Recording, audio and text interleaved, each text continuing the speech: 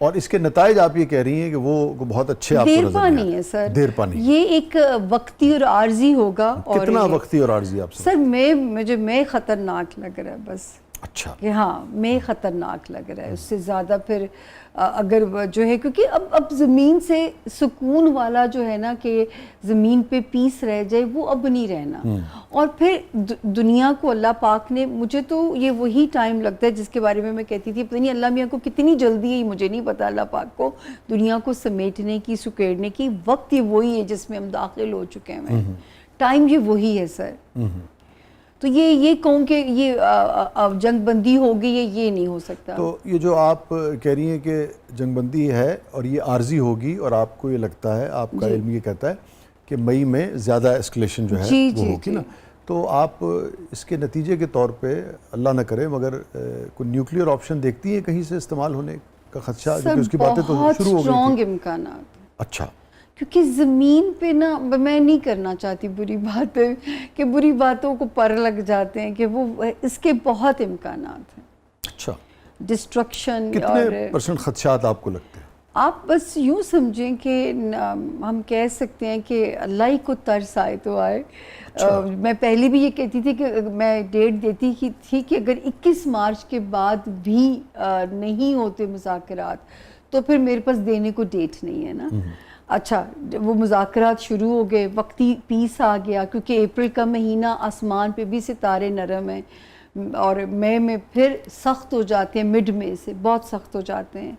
تو اس وقت پتہ نہیں پھر کیا منظرنامہ ہوگا. تو آپ یہ کہہ رہی ہیں کہ اگر خدا نخواستہ نیوکلیئر آپشن استعمال ہو جاتا ہے جی، اور امریکہ اور اسرائیل جو ہیں وہ اس خطے میں بم گرا دیتے ہیں، یہ آپ کہہ رہی ہیں. جی جی. تو پھر 26 جون کے بعد اگر اس خطے میں یہ ہو جاتا ہے تو پھر پاکستان کے لیے اس میں سے خوشخبری کیسے برآمد ہوگی؟ دیکھیں، میں خود غرض نہیں ہونا چاہتی. اب ہر خطے پہ تو اللہ نے امتحان نہیں لینا. پاکستان جب سے پیدا ہوا تب سے آزمائش دے رہا ہے. تو اب تھوڑا اس کا گرو کا وقت ہے، کیونکہ جوپیٹر اس کی بلیسنگ اس کو ملنے جا رہی ہے. اگلے 12 سال پھر اس کی ترقی کے سال آتے ہیں، اس کے ہائپ کے سال بنتے ہیں.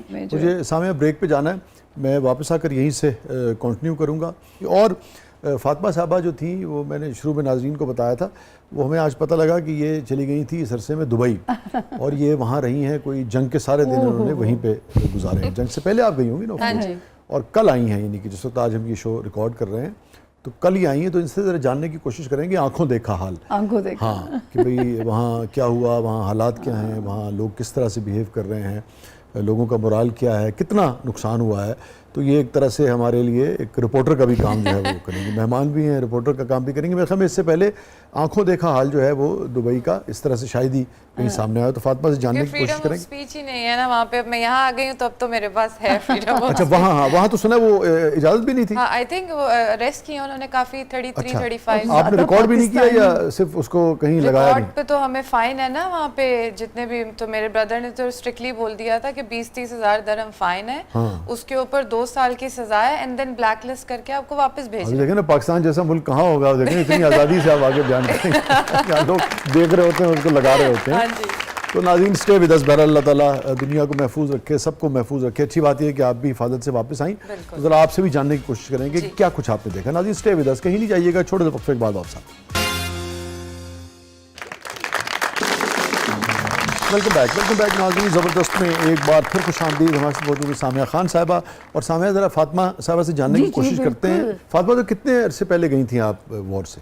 ہاں جی شاہ جی، میں 1 ہفتہ پہلے گئی تھی. 23-24 دن جنگ کے تھے، آپ وہیں پہ تھی نا؟ ہاں جی. تو کیا کچھ آپ نے دیکھا، کتنا نقصان آپ نے دیکھا؟ چونکہ اس طرح سے خبریں تو نہیں آئیں کثرت سے، اندازہ تو ہوا لوگوں کو، مگر ایگزیکٹ صورتحال کیا رہی، لوگوں کا مورال کیسا ہے، جانی اور مالی نقصان کی کیا اطلاعات ہیں، کیا کچھ دیکھا آپ؟ مورال تو بہت زیادہ ڈاؤن ہوا ہے، اور سچویشن تو دکھا نہیں رہے ہیں، لیکن سچویشن ایکچولی ورسٹ ہے. Every day I stayed over there for about 1 ماہ سے زیادہ، اور ہر دن وہاں پہ بلاسٹ اور میزائلز اور انٹرسیپشنز.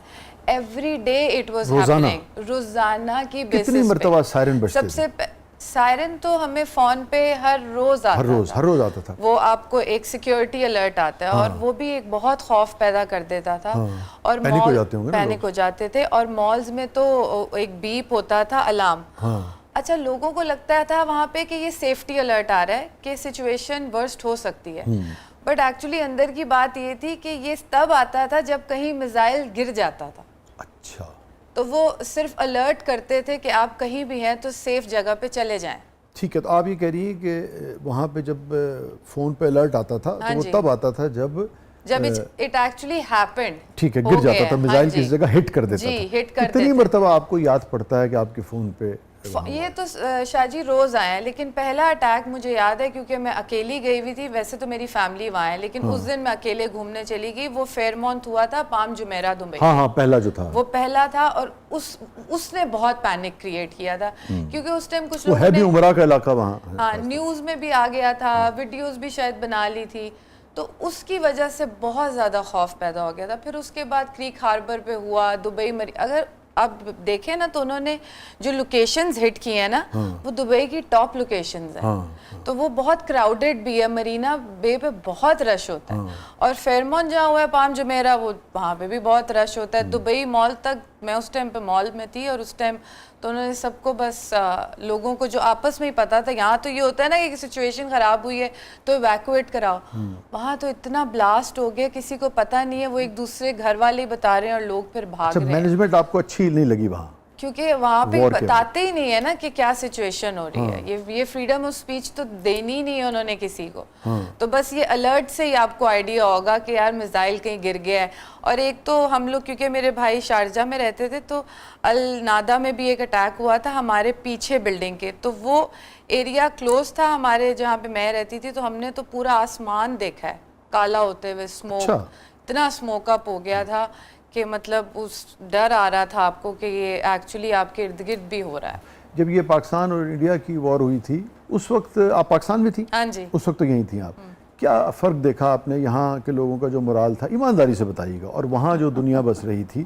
جان کی حفاظت تو سب کو کرنی چاہیے, مگر ایک حوصلہ ہوتا ہے نا, ایک حوصلہ ہوتا ہے, ایک آدمی ڈٹ کے کھڑا رہتا ہے. اس حوالے سے کیا آپ نے محسوس کیا؟ وہاں پہ تو مراد, وہاں تو شاہ جی لوگ بھاگ گئے. وہاں تو ٹورزم تو بالکل ختم ہو گئے.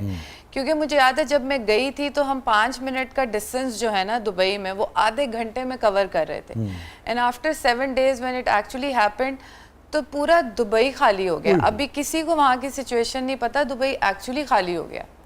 وہاں پہ کوئی 1 لاکھ 1.5 لاکھ ٹورسٹ تو چلا گیا ودن 2 weeks. اور ابھی جب میں ایئرپورٹ بھی آئی تھی, اٹ واز نیئرلی ایمٹی. میں اتنا ڈر گئی تھی. شاپس, ریسٹورینٹس, دبئی ایئرپورٹ کی بات, دبئی ایئرپورٹ آپ کو پتہ ہے ون آف دا بزیسٹ ہے, اور اس کو ایمٹی دیکھ لو تو تب تو آپ میں ڈر آ ہی جاتا ہے کہ مطلب لوگ ہی نہیں ہیں. مگر ایک چیز آپ دیکھیے نا, ایک فرق بھی ہے, لوگ وہاں پیسہ کمانے جاتے ہیں. ہاں جی, تو لازم بات ہے جان بچا کے نکلیں گے بھی. ایک تو اوور آل بریو قوم ہے الحمدللہ, اور دوسری یہ کہ آپ کا جینا مرنا چونکہ یہاں ہے نا. ہاں جی, تو یہ بھی ایک فرق ہے. شاہ جی ایک چیز میں کہنا چاہوں گی کہ یہ یو اے کی گورنمنٹ نے دیکھ لی ہے, کیونکہ ٹورسٹ سے ہی, مڈل ایسٹ تو ٹورسٹ سے ہی تھا دبئی سے, لیکن ٹورسٹ بالکل چلا گیا ہے.